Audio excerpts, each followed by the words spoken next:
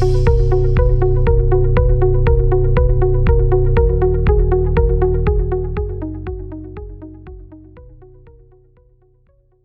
morning, good afternoon, good evening, depending on where you're joining us from. Welcome to Simplilearn. We are honored to have you join us today for Big Data Apache Hive with Syed. My name is Richard, and after this intro, I'll be mostly in the background helping Syed so that everything goes smooth. Big data in Hadoop and the Apache Hive, or HQL, as technology explodes around the world, big data field explodes with it, and Hadoop is the #1 big data processor, and Apache Hive is definitely one of the most powerful tools out there for processing and pulling that information out. If you do not know Syed, Syed is a big data Hadoop consultant working with the best in town analytics at Eureka and Simplilearn, a Hadoop expert with a background as a senior software engineer and project lead. He carries certifications and expertise in Apache Hadoop, the data scientist toolbox, MongoDB, getting and cleaning data, R programming, PMP, and a number of others. For the last half a decade, basically everything big data. I'm excited to have Syed here today. I am proud to introduce Syed, who will be your host for Big Data, Hadoop, and Hive. Go ahead, sit back, relax, have a cup of coffee, tea, or if it's in the evening where you're at, maybe a glass of wine, and enjoy. It's an honor for me to hand this over to Syed. Thank you, and happy learning. Syed. Hey, Richard. Hi. So nice to hear from you. Oh, it's great having you here today. I'm going to go ahead and mute myself and let you take over. All right. Thank you so much. That is quite some audience. Thank you so much, Richard, and thank you so much for such a wonderful introduction as always. Hello, everyone. This is Syed here. A very warm welcome to all of you all. Thank you so much for joining this session on Big Data and Apache Hive. Let me just kind of quickly give you a brief on how I usually go about my session. Those of you, hi Sheikh. Those of you who have been already attending my sessions would know that I usually have this habit of creating a cheat sheet or a TOC sheet, table of content sheet like this over here, which you see on your screen. I keep, I usually what I do is that I just list down the content, list down the items that I will be taking to it in my presentation, and keep coming back over here and marking it. Let me give you an example. Which, as Richard has just not given my introduction, I'll just come over here and make it as done. And this is how I will keep doing it. I will keep hello Suresh. I will keep marking these individual content item as done as I'm going to keep covering it for you. If you have questions in your mind, you can kind of just note it down separately. As Richard said, towards the end of the session, we'll have a 15-20 minutes question and answer session where I'm going to pick up sessions and answer questions and answer them for you. Right. So enough about the structure. Let's get the ball rolling. And before I really start telling you, hi Prasad, hi, hello. Before I really carry on with the content, just to give you an idea about how I'm planning to go about this session is, I'm going to give you a little bit of idea about big data and Hadoop. I'll do a sample run on for you in terms of one small file, maybe one big file, and then I'm going to quickly jump into Hive, tell you about Hive component, which is essential for you to get an idea about what Hive is all about. Hive design, Hive architecture by way of basically PPT and graphics, and something like Hive tables, and then I'm going to let me just write this down. This is the beauty of this structure. I can keep adding things into it. So Hive, let me write it like this: typical Hive queries, if the time permits. I've also prepared something on JSON, but let me see if I get time, I'm going to run that also for you. Amazing. So that's what the background is. Let's get started. Let's get the ball rolling. All right. So this session is about Hive. This session is about big data. This session is about Hadoop. This session is about everything that has to do with big data, and everything that has to do with analyzing big data using Hadoop and Hive, isn't it? So first of all, why don't we understand a little bit about what is big data? Right. The other day, a gentleman was asking me, I think one of the students from one of my batches was asking me, what is big data and how big is big data? What I asked him is, how much is the hard disk size of your laptop? Right? He said 1 terabyte. I said, by any chance in your organization, maybe you're using a desktop. How much is the size of your desktop? How much is the hard disk size in your desktop? 2 terabytes? 4 terabytes? What I told him is that any data which your individual computer on which you're working, your single computer on which you're working, it cannot hold. It is beyond the storage capacity of that machine. Is big data. Right? You need distributed setup. You need cluster of computers for you to save that kind of data. And let me tell you, my friends, saving is not the only thing. You also need to manage it. You also need to process it. You also need to do some business analytics on it. You also need to do some meaningful work on top of it so that it becomes advantageous for you. Right? So that's why you need it. That's why you need it. Now, when we talk about this kind of data, and by the way, volume and size is not the only aspect. There are other aspects as well. I'm not going to delve deeper into it. Usually in my big data Hadoop class sessions, I go deeper into it. I'm only going to just skim through the surface because we really have to get into the topic. So if it is big data, then it basically throws these two kind of challenges. One challenge is basically in front of you, which is the storage, as I said, and the other is processing. Storage and processing are two major challenges which big data can throw in front of you. And Hadoop is a technology which basically helps you solve those challenges. Right? Hadoop is a technology which basically provides two parts. HDFS, Hadoop Distributed File System, which by the way is based on one of the Google white paper, which basically takes care of the storage of big data, and MapReduce, which takes care of the processing of big data. Right? It takes care of the processing of big data. Right? A formal definition, whatever I've just said, is something which is written over here, storage and processing. A formal definition of quickly of Hadoop is this. Apache Hadoop is an open source framework meant to provide an automated distributed computing environment. It has got two parts, HDFS and MapReduce. As simple as that. It solves those two problems of big data. Fine, very good. HDFS takes care of storage, MapReduce takes care of processing. But then MapReduce code has to be written in a programming language. Primarily in Hadoop, the programming language is Java. And not everybody is that comfortable with the programming language. People need a higher level of abstraction. People need an easy to use interface. An easy to use interface for them to do their work, to do their analytics. Right? And that is where Hive comes into picture. Right. Let me give you a brief background of that, and let me, in the meantime, just keep on marking things which are done for you. Before really I get into it, let me quickly run an example for you. So I'm sure you would have definitely done this if you've got some or the other background of Hadoop. You would know that how to run this kind of program. Hadoop home, libx. Let me just quickly do that for you. Libx, Hadoop, share, Hadoop, MapReduce, Hadoop. You've got this examples file, and there are a lot of examples. There is one example over here called as word count. Amazing, great. We can go ahead and run this program. We can say that. Give me 1 second. Word count. Say I have an input file called as test.txt. I have an output file called as output. Go ahead and run your program. That's all you run a typical Hadoop program. Okay, I have a directory already created, so I'll just go ahead and quickly delete the directory. I'll say Hadoop fs-rm. I'm assuming that you guys already know all this, so not spending much time on it. Really? Now I'll go ahead and run my job. So there you go. Right. So this is how typically Hadoop job looks like when it runs. I'm running this job in a small file called as test.txt, which has some v small not that big output.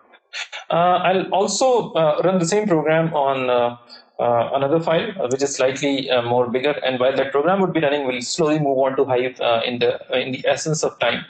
and carry it on from there. So that's where you are. Let me just give you a quick idea about what this file is all about. Class test.txt. This was inside this file. Test.txt. This is a wonderful session, isn't it? Is it not? Yes, it is. And if I go here and say ls and say output, let's go ahead and get the output. You can get this as an output. Part dash r dash 1 2 3 4 5. Do a cat of it. Basically, it's going to do the word count of all those entries which were there inside the inside my input file. So this is a session. Wonderful. So wonderful has come 3 times. It was given 3 times in the input. It is counted. It has 3 times.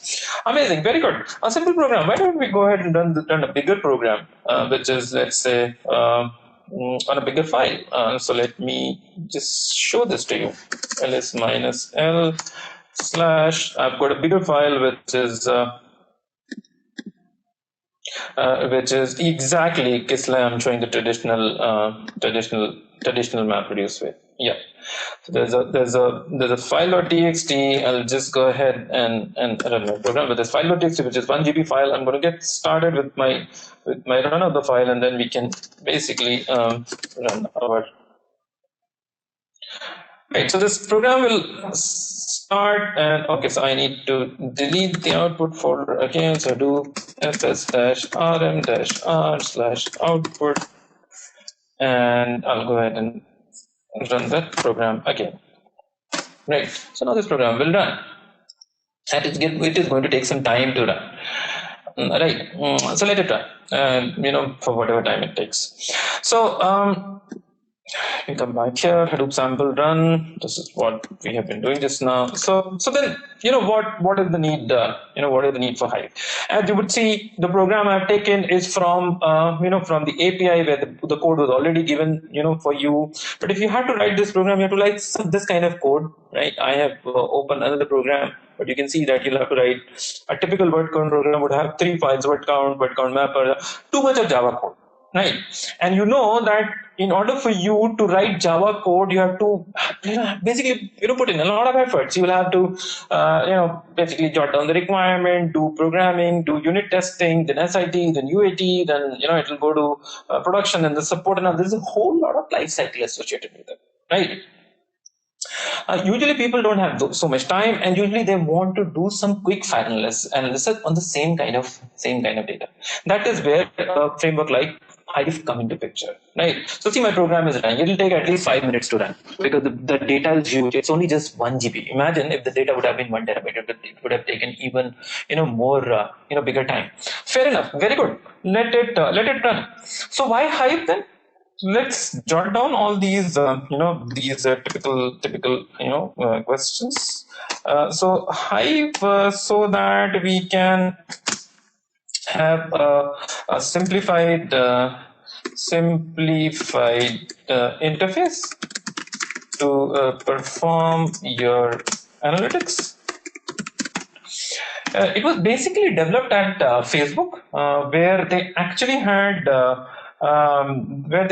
had more and more of people who were comfortable with database programming. Right. More and more people who are comfortable with database programming. So they wanted to develop a higher level of interface, a higher abstraction, which basically looks like database or SQL interface. So need for a higher level abstraction. I'm answering the question why Hive over here for you. Need for higher level of abstraction. Need for higher level of abstraction, which basically sits on top of Hadoop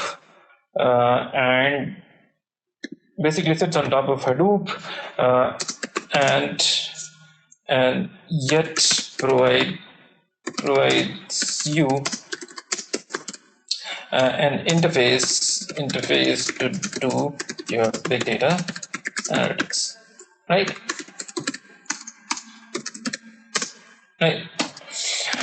It was developed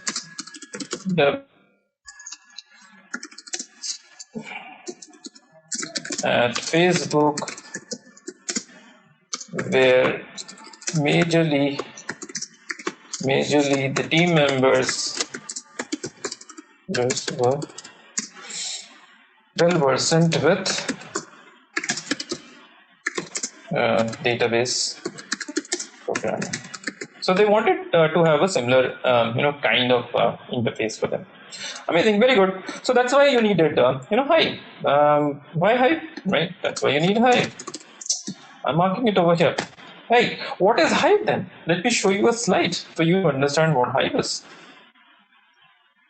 Just get out of here, make it a little bigger for you maybe, and then I'm show it to you in a full screen. Give me 1 second.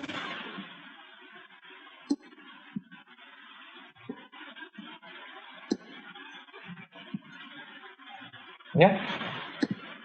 So this is what Hive is. Hive is a Hadoop-based big data warehousing tool, and it sits on top of basic Hadoop and MapReduce cluster. It supports something called as Hive query language. We'll quickly see an example of few of them, which is similar to SQL. You'll see the similarity of it. It provides the facility to analyze large data sets stored in Hadoop by way of an easy-to-use interface. It has got a shell called as Hive shell. This interface sits on top of basic Hadoop cluster. It converts each and every Hive query into MapReduce program. You'll see example of that. The cluster finally execute these query on the, this is not the cluster, just give me 1 second. I'll just change this, the shell, the interface finally execute these queries on the cluster. This Hive interface, the shell interface finally execute these queries on the cluster.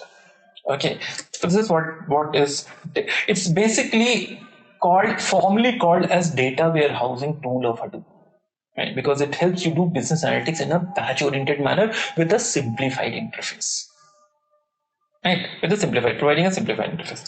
So that's the formal definition of it, my friends. Quickly, I just showed it to you. Let me tell you a couple of important Hive components quickly to you. Hive basically comprises of 4 different very important components: a driver, a compiler, a meta store, and an execution engine. And let me tell you how they kind of collaborate with each other to execute your query on the Hadoop cluster. Driver is the first component, where basically when you write your query on a Hive shell, it basically parses your query for your validation in terms of the syntax, and then passes it on further on to the compiler component. Right. This is the shell. Let me. Why don't I go ahead and give me 1 second? Yeah. Give me 1 second. Terminate. I'm just opening another this. Yeah. So there you go. I'm starting a Hive shell, and I'll tell you it is going to start in some time. I'm going to tell you how it looks like in some time. Right. Let it get started. So there you are. It's starting. So the driver is that component which basically intercepts and parses your query. Right. You write your query over here, and it basically intercepts it and parses it. Now, if you see the queries here on the Hive shell, it will look similar to you as you would write query on a MySQL or a SQL interface, something like this. Show databases. Right. That will show you all the databases that I've created. One database over here. Right. I'll create a couple of more databases over here. Right. So this is the shell where behind the scene there's a driver running. There's a driver working, which is basically parsing your query and further validation. It's very good. Now, once that validation is over, what this driver does is it passes on that information to compiler, another component. Right? It passes on the information to another, another component, which basically what it does is it basically creates an execution plan. Right. This driver over here asks the compiler that, can you create an execution plan for me so that I can execute it on the cluster? So that I can execute that plan on the cluster. So compiler is that Hive components which creates the execution plan on the request from the driver and returns that execution plan to the driver, right? Returns that execution plan to the driver. Right, returns the execution plan for the driver. The compiler creates this plan in consultation with another component called as metastore. Right, it consults with another component called as metastore. Now this metastore is basically something which, give me 1 second.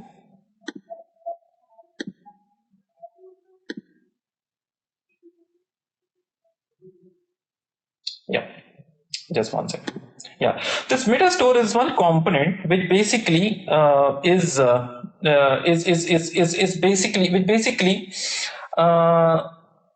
stores meta information about things that you do on your cluster.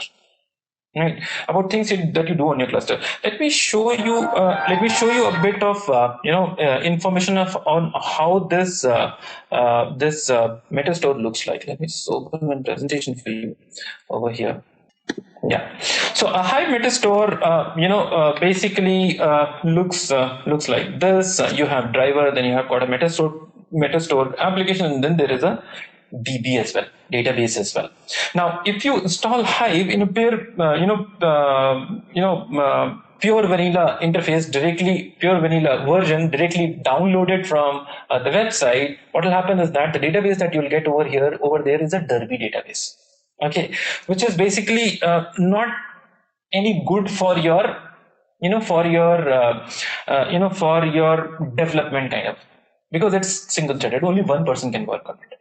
Right, then there is another kind of installation for metastore called as local metastore, where you'll have basically you can see two blocks over here. There's one block which is for me myself, and let's say this is another block which is for your installation. You will have your driver with your metastore application. I'll have my driver with my metastore application, and a separate database which is outside of Hive can be configured as a Hive metastore DB. Now this database is an RDBMS. Right, and in my setup over here, I have MySQL configured as a metastore DB. Right, I have instructions on my blog, and by the way, I write my blog as well, where you can do setup of your own as well. MySQL configuration as Hive metastore DB. You can do setup of your own. So let me just share this with all of you all, so that later on me and Richard will share it with anyone who has missed it. I'm kind of just now sharing it.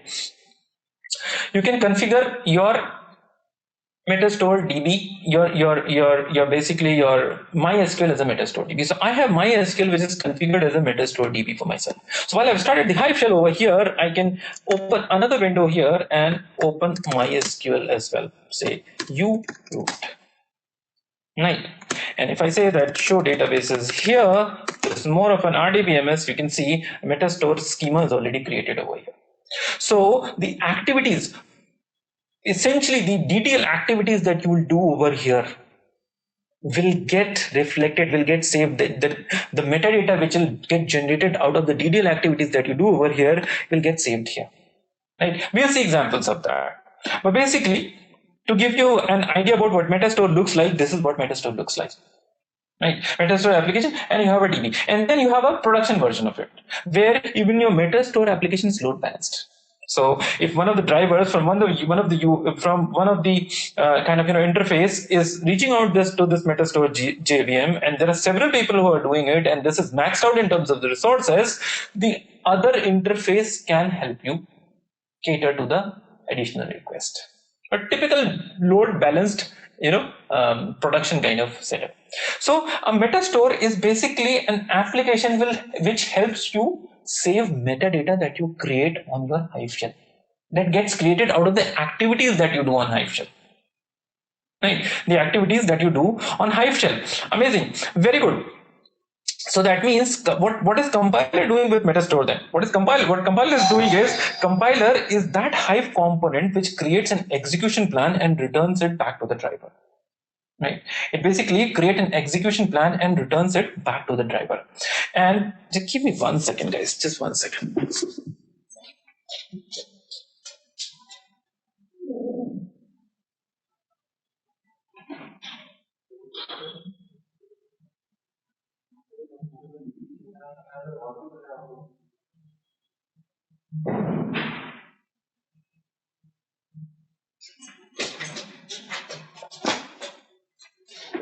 Sorry about that. Yeah, so compiler is that component, basically which creates an execution plan. And what you can see over here is that I have written that compiler creates this plan with the help of the metastore, because metastore is saving that metadata. It is storing that metadata. It is managing that metadata, right? And it is persisting that metadata in an RDBMS, right? So driver tells the compiler, can you create an execution plan? Compiler says, hold on, let me consult the metastore, who basically is managing the metadata for it. You have written a query called as select star from employee. Let me first of all go and check whether the table is there or not. Only then I can create an execution plan for you. Only then I can go ahead and create an execution plan for you. Right, only then I can create an execution plan for you. Just 1 second. Yeah. Right. So, and then when metastore, when compiler is done with consulting, and when compiler is done with consulting with metastore about the metadata, it goes back to the driver, it creates the execution plan and gives it back to the driver. Right. Usually what will happen is that the compiler will create an execution plan which will be either HDFS operations or a combination of HDFS operations and MapReduce job. We'll quickly see a couple of examples of that. Right, we'll quickly see a couple of examples of that. And once that execution plan is created, it basically is passed on to the execution engine by the driver. Right, the execution engine is the Hive component that executes the execution plan created by the compiler. Let's come back here and see how they work in practical. You can see these steps over here. Right, you can see these steps over here. Let me just stretch it out for you. Right, you can see this step from one, steps starting from step number 1. From the UI where you are setting, you are saying execute query. It comes to the driver. Driver is going to the compiler and asking the compiler, can you give me the plan? Compiler says, hold on, let me get in touch with the metastore and create, and basically, check whether the metadata, relevant metadata is there in the database or not. Compiler checks the metadata, creates the plan, gives it back to the driver gives it to the execution engine. Execution engine executes it on either HDFS via name node or on both HDFS and MapReduce, taking into consideration both the parts. Right. So if you look at this graphic, basically the right hand side is more of a Hadoop cluster, the left hand side is more of Hive. Right, where these 1, 2, 3, 4 components are specified and shown how they collaborate with each other. Driver, the compiler, the metastore, and the execution engine. Right, now that you know about these components a little bit, let me do one thing. Let me just quickly go back here and show you how they look like in practice.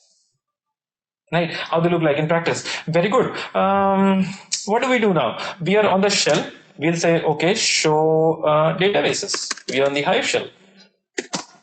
Right. Okay, let's go ahead and create a database. Create database simply DB. Now, what you will observe over here is that this is my metastore DB.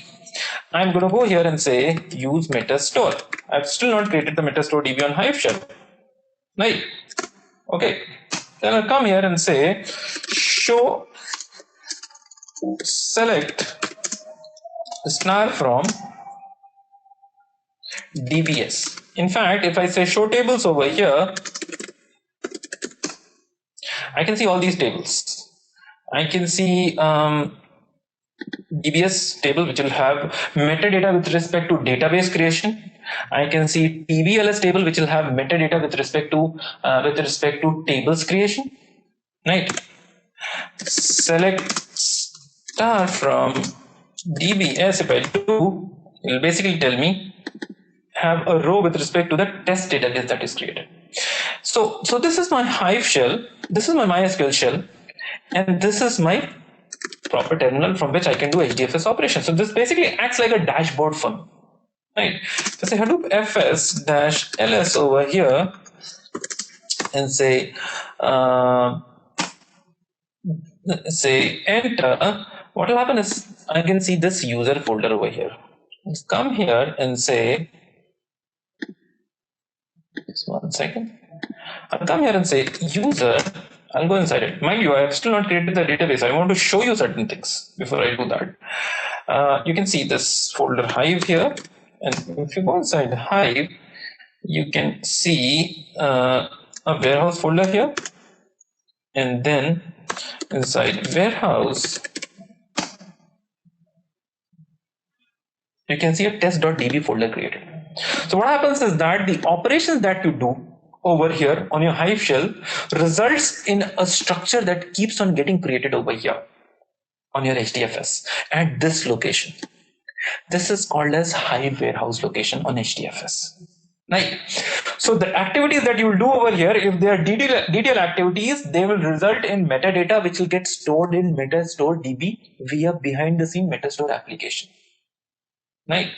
I repeat, the activities that you'll do over here, which will result in certain DDL, which are basically DDL activities, which will result in getting some metadata created, will get saved in metastore DB via behind the scene metastore application. Right? Because if you fire the query over here, go to the driver, then the compiler, then metastore, and then execution engine will execute it. But ultimately, what you're trying to do is you're trying to manage data, which is big data. So the big data will get saved here at this location. We'll see examples of that. Let's go ahead and create our database.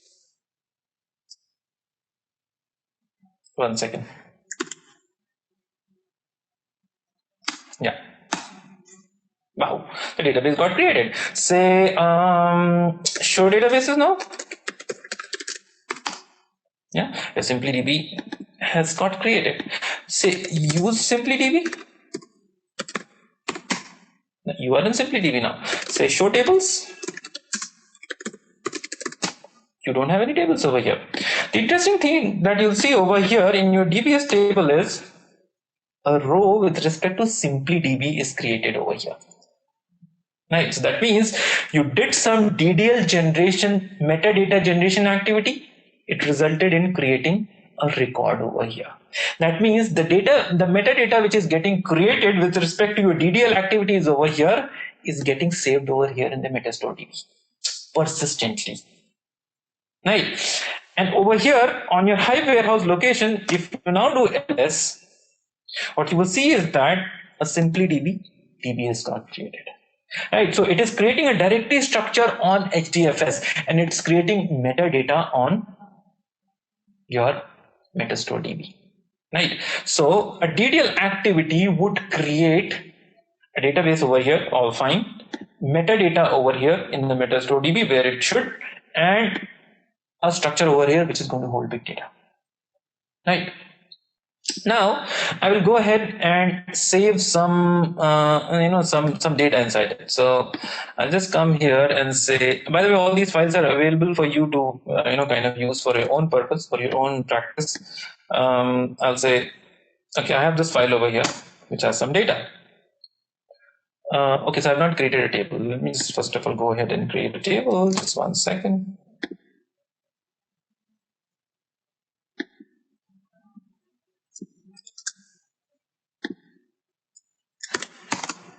Right.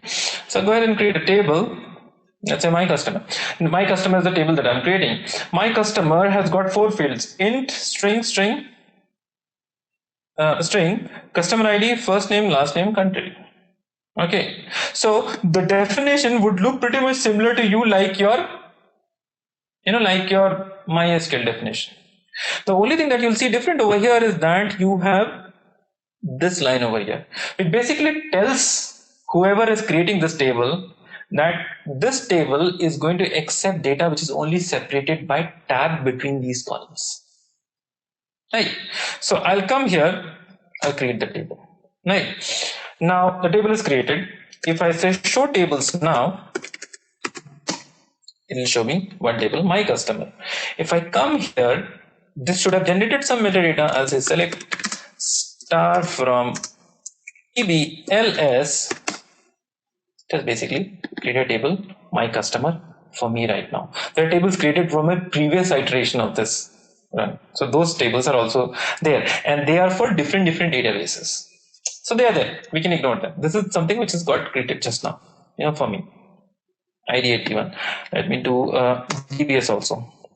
Right. So 76. This is the table which I have just got created with respect to this DB. Right. Amazing. Very good. That means table is also created. Let's go ahead and check this inside the warehouse location. Simply DB, not DB. If I do that, I'll see my customer is created. If I go inside my customer now,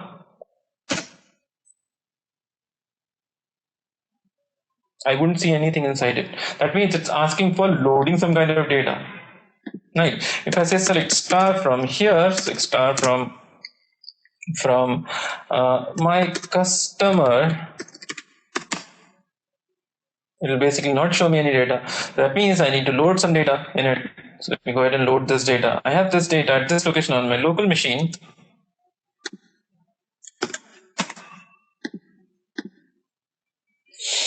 User Sayyid desktop, Hadoop examples, Hive, customer input.txt into my customer. Right. Now if I do a select star from my customer, I can see the data over here. This was not a DDL activity, so no reflection over here. But I can come here and see that if I go inside my customer, that file is copied over here. In fact, to kind of cross check, I can do a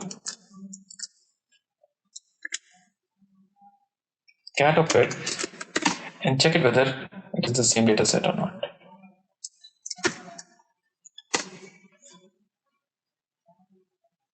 Yeah. So it is the same data set. So that means it goes to show that if I'm doing activities which are essentially DDL activities, it will generate metadata, which will get stored in metastore DB. But if I'm basically loading the data, I'm actually doing the act of loading the data inside my inside my HDFS. So it gets loaded over here. I can create other kind of tables as well. So there are different kinds of tables in Hadoop. The table that I created, if you see over here, it will tell you that it is a managed table, wherein you basically had the data, you loaded the table with the data. You can create other types of tables as well, right? In which you might not have the data, but you'll have the structure, and you'll feel that in future you'll get the data. Right. In future, you will get the data. Those are kind of table called as external table. I've already created this one for some of my batch. I can create one for you right now here itself. Right. The syntax will be slightly.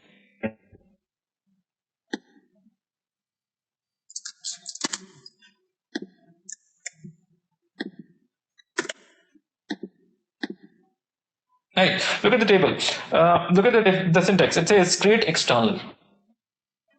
A different kind of table here. Same columns. Role delimited is also fine, but I'm giving the location as well.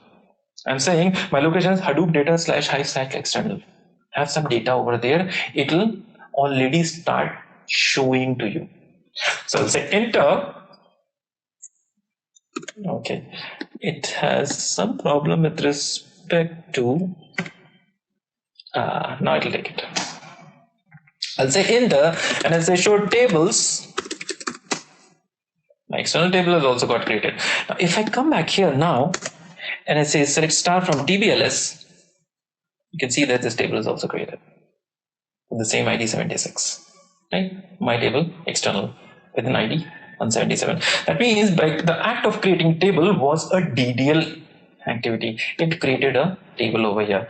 How about the data? I'll say select star from my customer underscore external. No data. Why? Because at that location there is no data as yet. So I'll go to my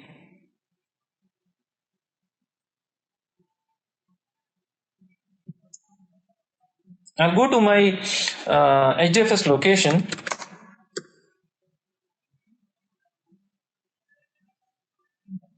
Hadoop fs-ls slash Hadoop data. Right. I'll go inside Hive also. Right. And it has got ext.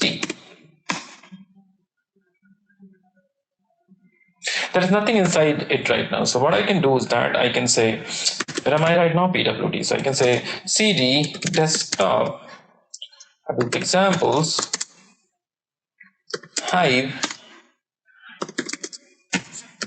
and I can put this data over here.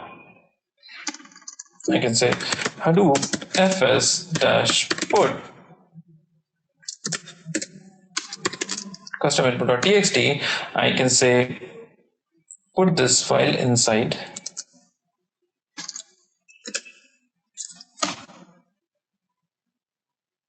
so explicitly putting the data at an external location. That's the reason why it qualifies for data for external table. I'll say cat and I'll say come back here and say slash and say customer input.txt.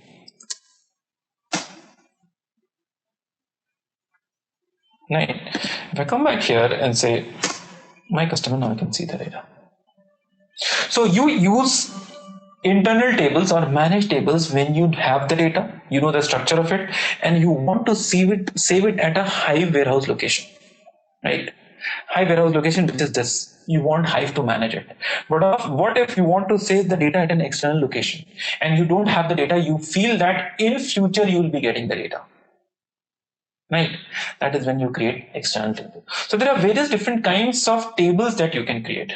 Now, since you have created the table and since you kind of now have the data in the table, now you can do almost all the things that you can do in your SQL tables. You can create joins, you can create partitions, you can do sharding, you can do performance, create views on top of it. You can apply your performance efficiency techniques.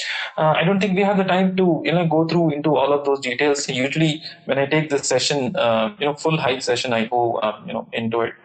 So I'll just leave it at this point of time, Hive tables, and I showed you typical queries. By the way, these queries that I was writing over here, select star from and all and load and everything, this is what is the Hive QL. This is what is the Hive query language. Right. So there's a lot more actually to say, but in the essence of time, we have to pick up the questions as well. I would just stop over here and get back to Richard. Questions? Yeah. Yes, I'm going to just for the first few minutes of the question and answer take over the screen for the poll. So I'm taking over the screenshot here just for a little bit, and let's go ahead. I think the first question I can go ahead and answer, give you a break for a moment. There's a lot of questions as to, is this session recorded and will that be available to reference later? The answer is yes, we do record the sessions. They are usually posted within 24 hours, a lot sooner in most cases. And you can go to the Simplilearn help desk and request for a copy of the session, and they'll send you the link. And then that link is good. I think it's for 30 days. It's either 30 or 45 days, but I think it's 30 days. So that was one of the first questions we had a lot of people asking about. There is a question. Somebody asked, what is the difference between Hive and Pig? Maybe that's a brief one you can answer while they're doing the polling, Syed? Yes, Richard. See, one of the basic difference between Hive and Pig is that very first thing is that Hive is developed by Facebook and Pig is developed by Yahoo. And so there are two different vendors who have developed it. There are two different places that they are developed at. So that is one difference. Another difference is that Hive is typical pure play database kind of interaction interface. Pig is mostly a programmatic or transformational, or what should I say? Something like a a JavaScript kind of simplified interface. The interfaces are different, right? So the inventors or the developers are different. The interfaces are different. The look and feel is different.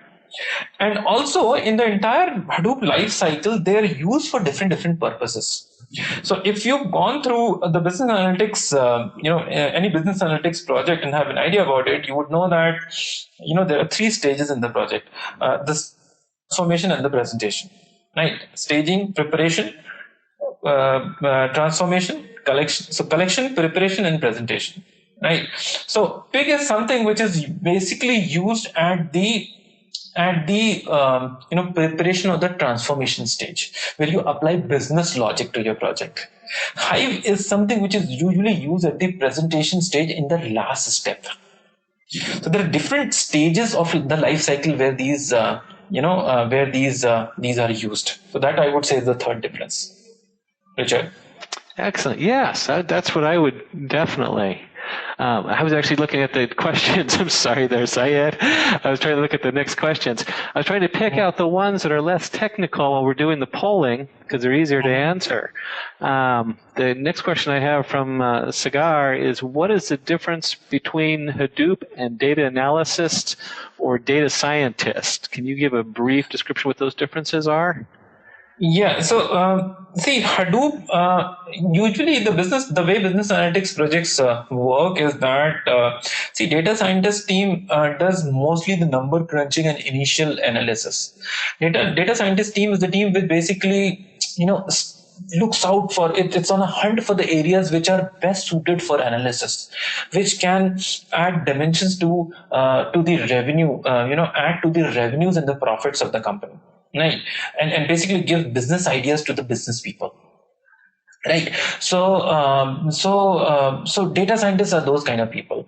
They would be more adept with skills in statistics, more adept with skills in R, Tableau, and more of the visualization, visualization tools. Hadoop is basically at the technical level. Hadoop is where they will do the implementation in terms of MapReduce or Pig or Hive, and then they will, after doing that implementation, they are going to, the Hadoop team or the technical team is basically going to come back with a complete analysis. So data scientist team is something which basically starts the question, starts the analysis, and gives the idea to the business people.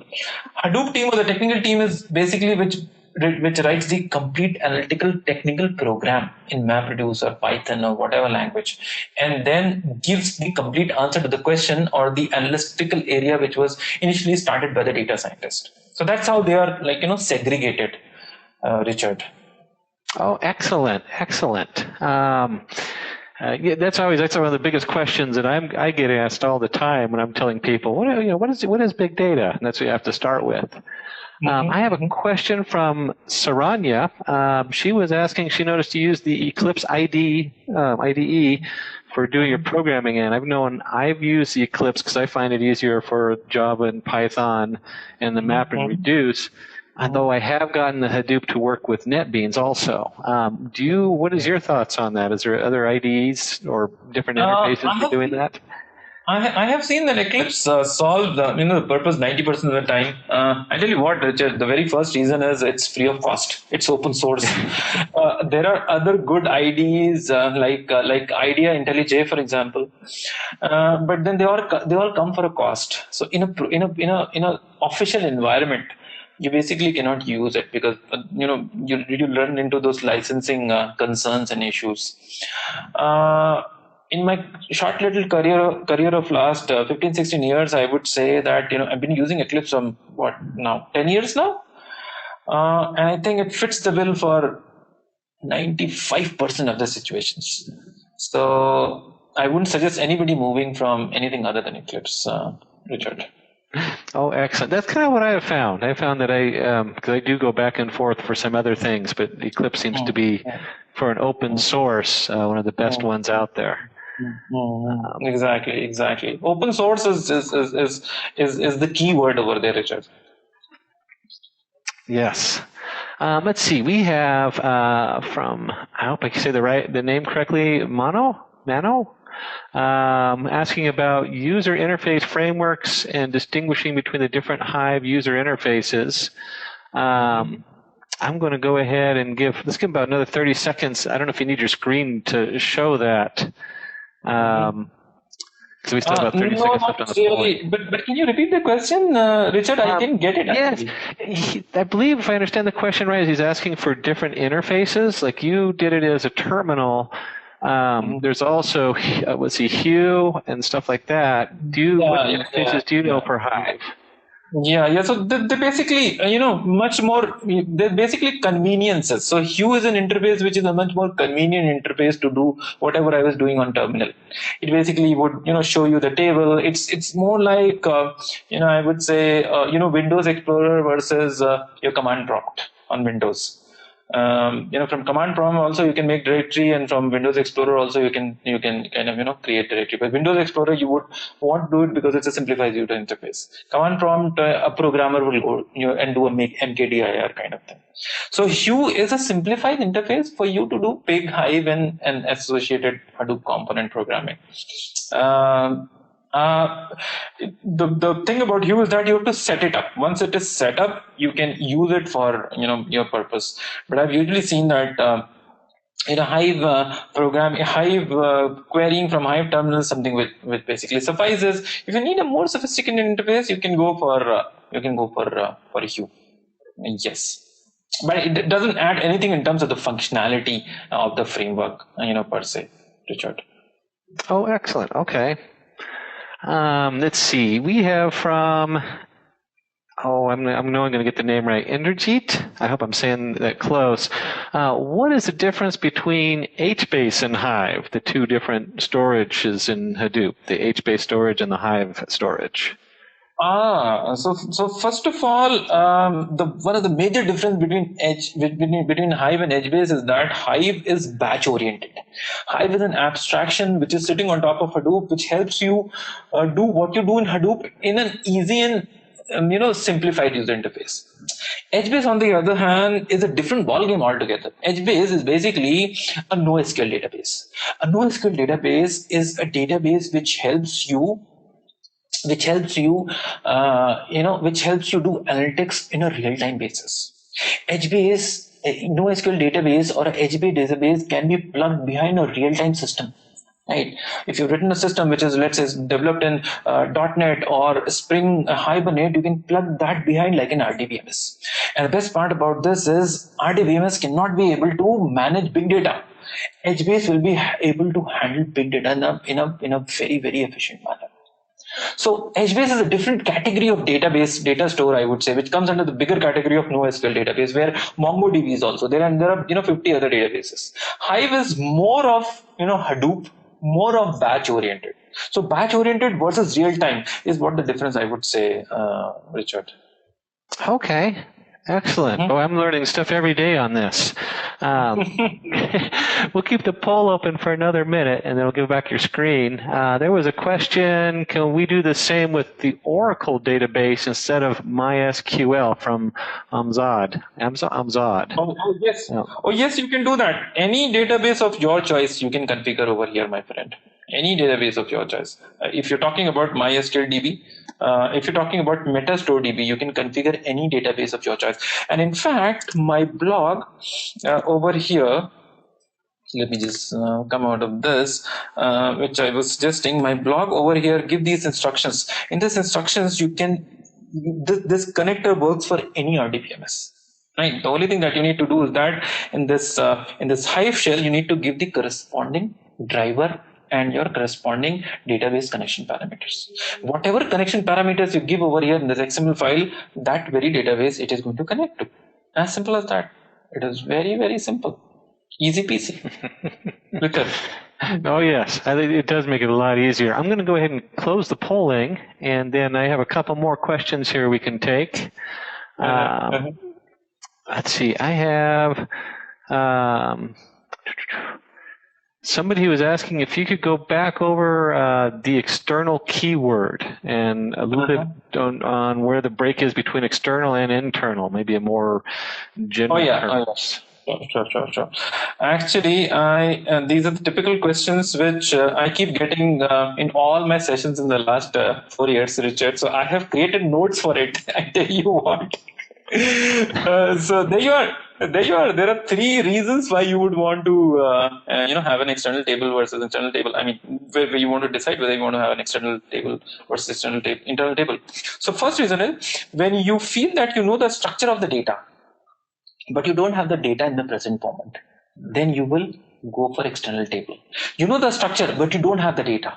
So you will create the structure in your location field. You will give the reference to, that location field where you expect the data to come in future. Then you create the external table.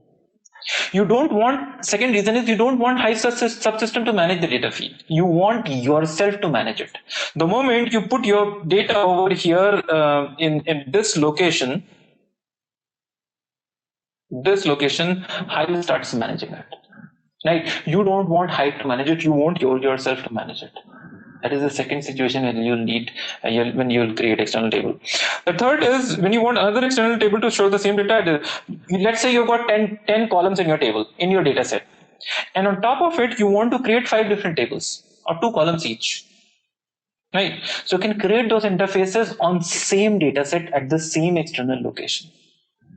Right? When you want to create multiple views by way of table on the same data, you will create data set. The reason why external tables are created, the concept of external table has come into Hive is so that you can create data structure without having data, expecting that in future you are going to get the data. And that's a very typical scenario in any business analytics project. You talk about people who are from the data warehousing background, Richard, you will see that this is something which is their bread and butter. They'll say that on a daily basis, on an hourly basis, they'll keep getting data and, they don't know, what is the kind of data it is going to be. So, and what are they going to do about it? Whether they're going to create multiple interfaces on top of it. What interfaces? Best is put it at some external location, let the data keep on coming, you go ahead and create views on top of it. An external table is a way to create those kind of views on top of the data which is lying on HDFS. Right? Excellent. Richard? Yes. So that yes, I mean, it's amazing what kind of data you can be in a job and they throw at you, and they don't really think to ask you what they're sending. They just hand it to you. Exactly, the kind of data, and then basically, because it's all about the data, you have to do validations around it. You have to know how to manage it. You have to kind of start making sense out of it. There's so many things that you can do around it. The possibilities are endless, I tell you. 1 hour is too short time to this is something which take at least 4 hours to kind of, and you feel like going on and on and on that, Richard. Yeah, oh, definitely. And we are planning to go over just a little bit because I do know that the hour ended. We had a couple more questions hopefully we can get to. One of the questions is from Sumendar. Is there any cloud workspace to learn Hive and pick languages without installation of a local computer? So is there a place you can go get a free cloud account, or obviously through Simplilearn, part of the class is our cloud? So Simplilearn has got a cloud interface. You can see that on my screen right now. So you can start your web console over here like this. So free cloud is not something which is available because cloud needs resources, and people don't make it available for you for free. But Simplilearn has it. So when you join a Simplilearn course, you can see that you can get this kind of an interface which is called as Cloud Lab. You can log into it. I'm just trying to log into it with my own credentials at this point of time, and then you are there inside it, and you can do things like that over here. You can find out the Hadoop version. So basically, it's a web-based Unix console. You can do your PWD over here. You can do your ls minus. You can do your ls minus l over here. Right, and I tell you what, you can start your Hive shell as well. Right. So I believe this is what you were, asking for. There are no free resources available, but Simplilearn does have a cloud lab with it, which you get along, once you join the course over here. It looks like this. There you are. Show Excellent. databases. I've been on the Cloud Lab myself, and it's really handy because you get to, what is it, just 5 nodes, I think? It's a 5-node multi-node cluster. Yeah. So you have 5 nodes, you're actually live, so you can view them. Obviously, you have admin restrictions when you're on there, but you certainly get a hands-on on what it'd be like to be working on there and work with the different Hive and even Pig and stuff like that. Yep. Suresh already left, but thank you, Suresh. And Sumindar? Oh my gosh, I hope I even came close with that name. Suminder. Oh, excellent. Yeah. Thank you, Suminder. Let's see. Like HBase, this is from Arun. Like HBase, does Mongo also be used as a speed serving layer, since I could not see it in Lambda architecture guide components? So both of them are NoSQL databases, but they are a different kind of NoSQL databases. HBase is more of an implementation of Google Bigtable, which is created by Bigtable. MongoDB is more of a JSON format, key value format. So there are different, I would say different flavors of the same, same species. How do I call it? They're the same. They have the DNA as the same. So both of them are NoSQL DBs, but based on completely different architectures. So it's difficult to compare them. The only similarities that you will find between the two is their NoSQL databases. Arun.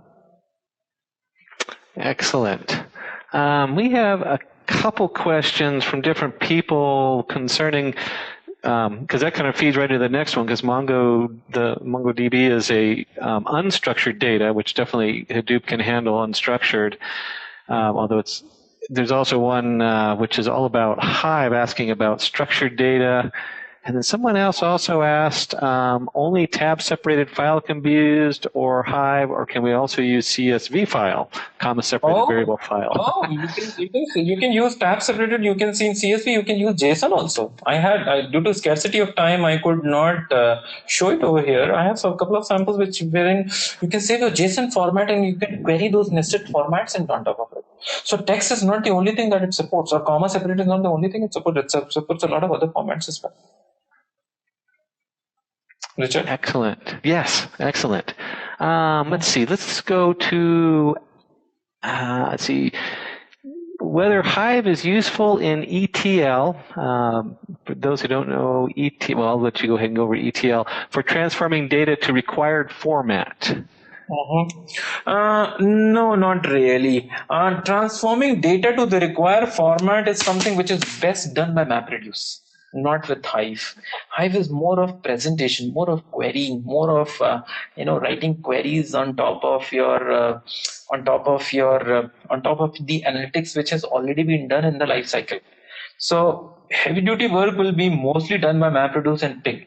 Hive is just going to help you execute queries on top of the result that you're getting out of MapReduce and Pig. So transformation you cannot do in Hive. No, you cannot do that. Excellent. Yeah, that's what my understanding.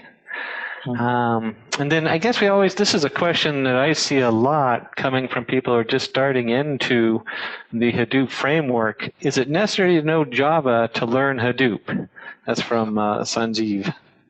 Yes, it is pretty much. And even if you're not, aware of Java, at least one programming language is required. Because if you come to my classes, what happens is that the initial, 3 or 4 sessions are nice and fine with fundamentals and everything, which you understand very well. But come 5th or 6th session, I start showing a lot of Eclipse like this, which becomes scary if you don't have programming language or Java programming language kind of interface. So you need to have. Don't have the knowledge, don't worry. Simplilearn has, so if you see these courses over here, how do I do that? Let me open this like this over here for you. and show this to you. So Simplilearn, when you join the courses, what happens is that you get a Java Essentials for Hadoop course along with it, and which is a good course. If you join my batch, what happens is I give usually people a set of slides, some 70, 80 slides, which is just enough for you to kind of jump on into Big Data and Java, along with the code, which is there on my Google Drive, which I share. Hey everyone, welcome to the Big Data and Hadoop Developer course offered by. Share with with everyone. So see, this is a Big Data and Hadoop Developer course. If I get into the details of it, you can see that no. Please don't start. 1 second. There you are. Let me just get back to it. Hey everyone, no. welcome. Yep. So see Java Essentials for Hadoop. There you are. So Big Data Hadoop Developer, you've got Java Essentials for Hadoop. You can go inside it, you can get to know about Java in detail, and then I have got certain, this with me, which you can go through. So there are a lot of things you can do before you get started with the course. Richard. Excellent.